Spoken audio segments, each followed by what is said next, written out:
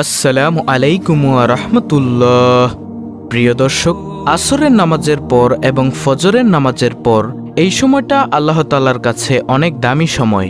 এই সময়ের মধ্যে ছোট্ট মাত্র কয়েক মিনিটের এই আমলটি যদি আপনি করেন, তাহলে আপনার জন্য কতগুলো নেয়ামত, কতগুলো পুরস্কার আপনি জানলে অবাক হয়ে যাবেন।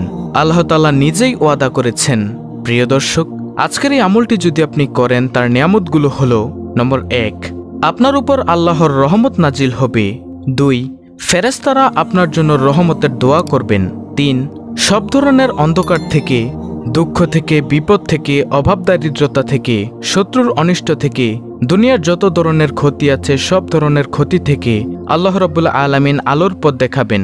নম্বর 4, সবশেষে জান্নাতে আল্লাহর দিদার নসিব হবে, সেখানে সালাম আদান প্রদান হবে এবং আরও রয়েছে সম্মানজনক পুরস্কার। প্রিয় দর্শক, আজকের ভিডিওর মাত্র কয়েক মিনিটের আমলটি গুরুত্বপূর্ণ একটি আমল এবং অত্যন্ত দামি একটি আমল। তাই প্রিয় দর্শক, আপনাদের কাছে আমার একটি অনুরোধ, ভিডিওটি না টেনে অবশ্যই শেষ পর্যন্ত দেখবেন, কারণ সম্পূর্ণ ভিডিও না দেখলে আপনি আমলের নিয়মকানুন সম্পর্কে বুঝতে পারবেন না। এজন্য সম্পূর্ণ ভিডিওটি ধৈর্য সহকারে দেখুন এবং শুনুন। তাহলে চলুন মূল আলোচনা শুরু করা যাক। প্রিয় দর্শক, দুনিয়া থেকে দিনের ফেরেশতারা আসরের পর চলে যায় এবং রাতের ফেরেশতারা আসরের পর আসে। রাতের ফেরেশতারা ফজরের পর চলে যায় এবং দিনের ফেরেশতারা ফজরের পরে আসে। প্রতিদিন আমার জন্য, আপনার জন্য দিনে 70,000 ফেরেশতা নাজিল হয় এবং রাতে 70,000 ফেরেশতা নাজিল হয়। যে ফেরেশতারা আজকে আপনার জন্য ডিউটি করেছে, তারা আগে কখনো ডিউটি করেনি, কিয়ামত পর্যন্ত আর কখনো তারা ডিউটি করবে না। প্রিয় দর্শক, এবার চিন্তা করুন, এই ফেরেশতারা কত হাজার বছর ধরে অপেক্ষায় ছিল আজকে আপনার এই ডিউটির জন্য। এদেরকে বানানোর পর আল্লাহ তাআলা যেন একটা চিরকুট লিখে দিয়েছেন যে এত সালের এত মাসের এত তারিখে তোমার ডিউটি। এই ডিউটির কাগজটি নিয়ে এসে অপেক্ষায় ছিল হাজার হাজার বছর। আজকে যখন তাদের ডিউটির দিন এসেছে, তারা কি পরিমাণে খুশি হয়েছে চিন্তা করুন। তারা খুশি এ কারণে যে এই দিনের জন্যই তাদেরকে বানানো হয়েছিল। সূরা বনী ইসরাইলের ৭৮ নং আয়াতে আল্লাহ তাআলা ইরশাদ করেন, ওয়া কুরআনাল ফাজরি ইন্না কুরআনাল ফাজরি কানা মাশহুদা। আর ফজরের কোরআন পাঠের স্থায়ী নীতি অবলম্বন করো, কেননা ফজরের কোরআন পাঠে উপস্থিত থাকা হয়। এই আয়াতের সম্পর্কে রাসূলুল্লাহ সাল্লাল্লাহু আলাইহি ওয়াসাল্লাম ইরশাদ করেন, এ সময় রাতের ফেরেশতারা এবং দিনের ফেরেশতারা উপস্থিত হয়। তিরমিজি শরীফের 3135 নং হাদিস, বুখারী শরীফের 555 নং হাদিসের বর্ণনা, যে ফেরেশতারা রাতে তোমাদের সাথে ছিলেন তারা আল্লাহর কাছে চলে যান। তখন আল্লাহ তাআলা তাদের জিজ্ঞাসা করেন, অথচ আল্লাহ তাদের সম্পর্কে বেশি জ্ঞান রাখেন। আল্লাহ তাআলা তাদের জিজ্ঞাসা করেন, তোমরা আমার বান্দাদের কি অবস্থায় রেখে এসেছ? ফেরেশতারা জবাবে বলেন, আমরা তাদেরকে এ অবস্থায় রেখে এসেছি যে তারা সালাত আদায় করছে, এবং আমরা তাদের কাছে গিয়েছি এমন অবস্থায় যে তারা সালাত আদায় করছে। এমনটি আত-তারগীব ওয়াত তারহিব এর 463 নং হাদিসের বর্ণনা। তখন ফেরেশতারা আল্লাহর কাছে ফরিয়াদ করেন, হে আল্লাহ, তুমি কিয়ামতের দিন তাদেরকে ক্ষমা করে দিও। সেজন্যই সকাল সন্ধ্যার সময় খুবই দামি সময়। বিশেষ করে নামাজের মধ্যে ফজর ও আসরের নামাজ খুবই দামি। সূরা বাকারার 238 নং আয়াতে আল্লাহ তাআলা বলেন, সমস্ত নামাজের প্রতি যত্নবান হও, বিশেষ করে মধ্যবর্তী নামাজের ব্যাপারে, আর আল্লাহর সামনে একান্ত আদবের সাথে দাঁড়াও। অতএব ফজরের নামাজ ও আসরের নামাজ জামাতের সাথে অবশ্যই পড়বেন। তারপর ফজরের পর বসে বসে কোরআন তেলাওয়াত করবেন, জিকির আজকার করবেন। যারা ফজরের পর ও আসরের পর জিকির করে, তাদের জন্য সূরা আহজাবের 41 থেকে 42 নং আয়াতে কি কি সুসংবাদ দিয়েছেন জানলে অবাক হবেন। আল্লাহ তাআলা বলেন, হে মুমিনগণ, তোমরা আল্লাহকে অধিক পরিমাণে স্মরণ করো এবং সকাল বিকাল আল্লাহর পবিত্রতা বর্ণনা করো। তিনি তোমাদের প্রতি রহমত করেন এবং তার ফেরেশতাগণ রহমতের দোয়া করেন অন্ধকার থেকে তোমাদের আলোকে বের করার জন্য। তিনি মুমিনদের প্রতি পরম দয়ালু।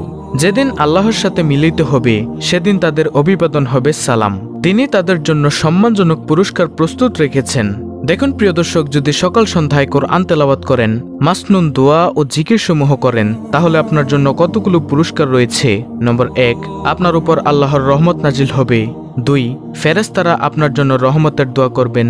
3, সব ধরনের অন্ধকার থেকে, দুঃখ বিপদ থেকে আল্লাহ আলোর পথ দেখাবেন। সবশেষে জান্নাতে আল্লাহর দিদার নসিব হবে, সেখানে সালাম বা শান্তির আদান প্রদান হবে এবং আরও রয়েছে সম্মানজনক পুরস্কার। সুতরাং যত বেশি নেকি, যত বেশি জিকিরের আমল, যত বেশি কোরআন তেলাওয়াতের আমল উপরে উঠবে, তত বেশি রহমত নাজিল হবে। প্রিয় দর্শক, এখন হলো মূল আলোচনা। এখন আপনারা বলতে পারেন যে সকাল সন্ধ্যায় কি জিকির করবেন, তা অনেকে জানে না। তাই প্রিয় দর্শক, আমি সংক্ষেপে মাসনুন আমলগুলো বলে দিচ্ছি। আমলগুলো হলো ফজরের পর 3 বার সূরা ইখলাস, সূরা ফালাক, সূরা নাস পড়বেন এবং সন্ধ্যায় তথা মাগরিবের পরও একই আমল করবেন, অর্থাৎ 3 বার সূরা ইখলাস, 3 বার সূরা ফালাক, 3 বার সূরা নাস পড়বেন। আর জোহর, আসর ও এশার পর এই 3টি সূরা অর্থাৎ সূরা ইখলাস, সূরা ফালাক, সূরা নাস একবার করে পড়বেন। প্রিয় দর্শক, এই 3টি সূরা দুনিয়ার সকল বিপদাপদ থেকে রক্ষা কবচ। হাদিসটি রয়েছে আবু দাউদ শরীফে, হাদিস নম্বর 1523, তিরমিজি শরীফ 3575 নং হাদিস। তারপর একবার আয়াতুল কুরসি পাঠ করবেন এবং 33 বার সুবহানাল্লাহ, 33 বার আলহামদুলিল্লাহ, 33 বার আল্লাহু আকবার এবং একবার পড়বেন লা ইলাহা ইল্লাল্লাহু ওয়াহদাহু লা শারীকা লাহু লাহুল মুলকু ওয়া লাহুল হামদু ওয়া হুয়া আলা কুল্লি শাইইন কাদির। এই দোয়াটি এগুলো আপনি ফরজ নামাজের পর পড়বেন। প্রিয় দর্শক, এই তাসবিহ পড়ার সাথে সাথে সমুদ্রের ফেনা পরিমাণ গুনাহ থাকলেও তা আল্লাহ তাআলা ক্ষমা করে দিবেন ইনশাআল্লাহ। এরপরে একবার পড়বেন আল্লাহুম্মা আইন্নি আলা যিকরিকা ওয়া শুকরিকা ওয়া হুসনি ইবাদাতিক। অর্থ হলো, হে আল্লাহ, আপনার স্মরণে, আপনার কৃতজ্ঞতা প্রকাশে এবং আপনার উত্তম ইবাদতে আমাকে সাহায্য করুন। আবু দাউদ শরীফের হাদিস, হাদিস নম্বর 1522। নবীজি সাল্লাল্লাহু আলাইহি ওয়াসাল্লাম তার সাহাবী মুয়াজ বিন জাবালকে বলেন, হে মুয়াজ, তুমি জীবনেও এই দোয়াটি ছাড়বে না। সুতরাং প্রিয় দর্শক, যারাই আজকের এই ভিডিওটি দেখছেন, এই হাদিসটি শুনছেন, তাদের কাছে অনুরোধ, আপনারাও জীবনে এই দোয়াটি ছাড়বেন না। এরপর ফজরের নামাজের পর 3 বার পড়বেন সুবহানাল্লাহি ওয়া বিহামদিহি আদাদা খলকিহি ওয়া রিজআ নাফসিহি ওয়া জিনাতা আরশিহি ওয়া মিদাদা কালিমাতিহি। অর্থাৎ আল্লাহর প্রশংসা সহ তার পবিত্রতা ঘোষণা করি, তার সৃষ্টির সংখ্যা পরিমাণ, তার নিজ মর্জি অনুযায়ী, তার আরশের ওজন বরাবর ও তার বাণীসমূহের সমান সংখ্যক প্রশংসা।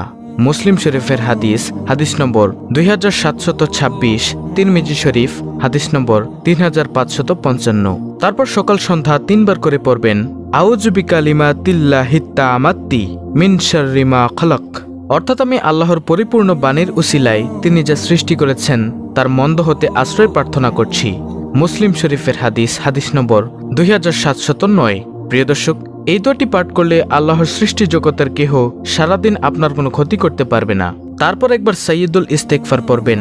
ক্ষমা প্রার্থনার এই দোয়াটি যদি কেউ সন্ধ্যাবেলায় পড়ে ওই রাতে মারা যায় অথবা সকালবেলায় পড়ে ওই দিনে মারা যায়, তবে সে জান্নাতে প্রবেশ করবে।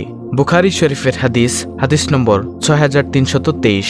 আর প্রিয় দর্শক, সাইয়্যিদুল ইস্তেগফার হলো আল্লাহুম্মা আনতা রাব্বি লা ইলাহা ইল্লা আনতা খলাকতানি ওয়া আনা আবদুকা ওয়া আনা আলা আহদিকা ওয়া ওয়াদিকা মাসতাতু আউযু বিকা মিন শাররি মা সানাতু আবউ লাকা বিনিআমাতিকা আলাইয়া ওয়া আবউ লাকা বিযাম্মি ফাগফিরলি ফাইন্নাহু লা ইয়াগফিরুয যুনুবা ইল্লা আনতা।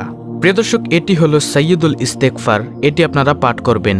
প্রিয় দর্শক, আজকের ভিডিওর এই আমল ভিডিওতে যেভাবে আমি বলে দিয়েছি আপনারা সেভাবে নিয়মকানুন মেনে করবেন, তাহলে ইনশাআল্লাহ আপনি আমি ভিডিওতে যে ফজিলতের কথাগুলো বলে দিয়েছি সেগুলো অর্জন করতে পারবেন।